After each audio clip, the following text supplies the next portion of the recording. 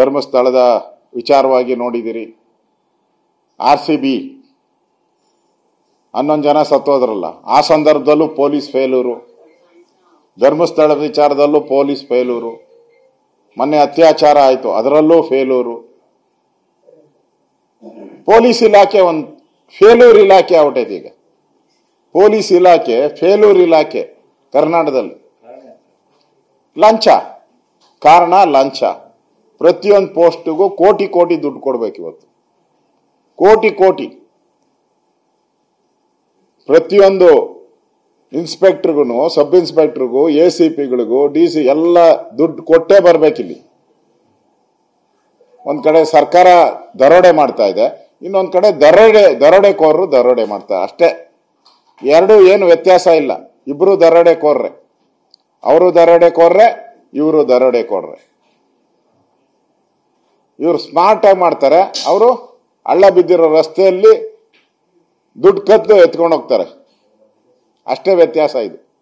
ಅದರಿಂದ ಈ ಸರ್ಕಾರಕ್ಕೆ ನನಗನ್ಸುತ್ತೆ ನಾಚಿಕೆ ಮಾನ ಮರ್ಯಾದೆ ಇಲ್ಲ. ಇನ್ನಾದ್ರೂ ಸರ್ಕಾರ ಬದುಕಿದೆ ಅಂತಾದ್ರೂ ತೋರಿಸಿ. ನಿಮ್ಮ 24 ಗಂಟೆನೂ ಆಗೋಯ್ತು, ನಾಳೆ ಕೊಡಿ 48 ಗಂಟೆ ಅಂತ ಟೈಮ್ ಅನೌನ್ಸ್ ಮಾಡಿ. ಅಟ್ಲೀಸ್ಟ್ ಹೆಂಗೆ ಸಿದ್ದರಾಮಯ್ಯನವರು ಈ ಜಾತಿ ಗಣತಿಯನ್ನ ಅನೌನ್ಸ್ ಮಾಡಿದ್ರಲ್ಲ, 15 ದಿನ ಮಾಡ್ತೀನಿ ಅಂದ್ರು, ಆಮೇಲೆ 30 ದಿನ, ಆಮೇಲೆ 45 ದಿನ, ಆಮೇಲೆ 60 ದಿನ, ಹಂಗೆ ನೀವು ಕೊಡಿ.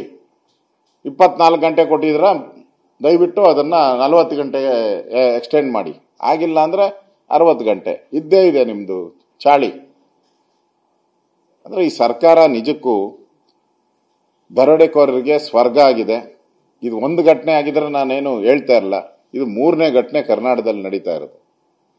ಒಂದು ಘಟನೆಗೆ ಎಚ್ಚೆತ್ತುಕೊಂಡು ಅವ್ರ ಮೇಲೆ ಕ್ರಮ ತೆಗೆದುಕೊಂಡಿದ್ರೆ ಈ ಘಟನೆಗಳು ಆಗ್ತಾನೆ ಇರಲಿಲ್ಲ. ಅವ್ರನ್ನೇನು ಮಾಡೇ ಇಲ್ಲಲ್ಲ ನೀವು.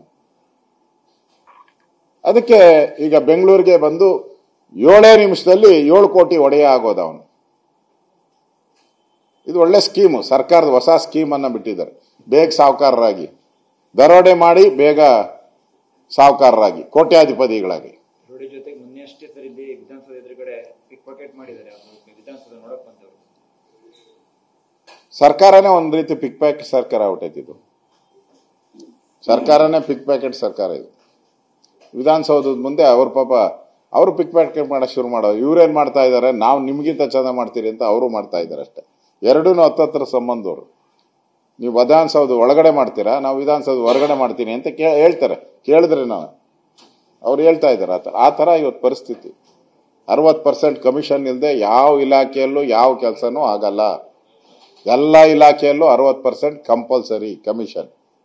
ಯಾಕಂದ್ರೆ ಈಗ 15 ಜನ ಆಚೆ ಹೋಗ್ಬೇಕಲ್ಲ ಮಂತ್ರಿಗಳು, ಅವ್ರ ಪಾಡೇನು ಪಾಪ